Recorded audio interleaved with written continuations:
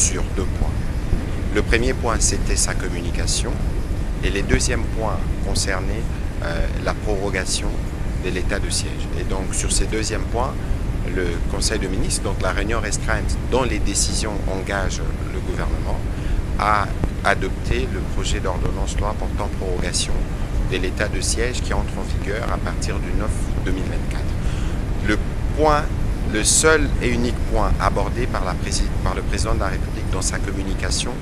concernait les mesures à prendre pour l'amélioration du pouvoir d'achat des Congolais.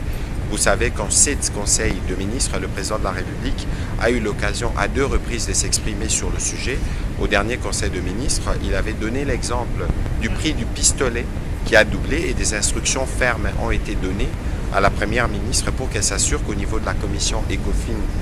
et reconstruction du gouvernement, que des mesures soient envisagées. Et donc aujourd'hui, nous avons abordé les premières mesures qui ont été prises au niveau du ministère de l'économie nationale, qui concernent essentiellement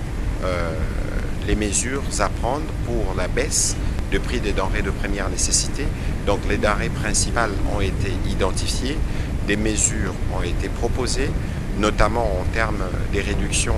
de certains droits et taxes et redevances, mais aussi en termes de tracasseries qui peut y avoir, des difficultés des transports. Nous avons eu en 3 heures du temps l'occasion de faire le tour complet des mesures qui sont envisagées, et les ministres, le vice-premier ministre, le ministre de l'économie ainsi que le ministre des finances ont été appelés à harmoniser les vues pour qu'au conseil de ministres de vendredi, nous puissions adopter formellement ces mesures qui pourront être annoncées très rapidement dès que le conseil de ministres se terminera. Ici,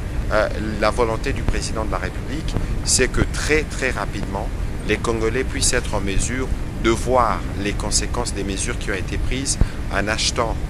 des prix des denrées qui ont été ciblés à des prix réduits. Voilà l'essentiel de la réunion restreinte du Conseil de ministres de ce jour qui a été présidée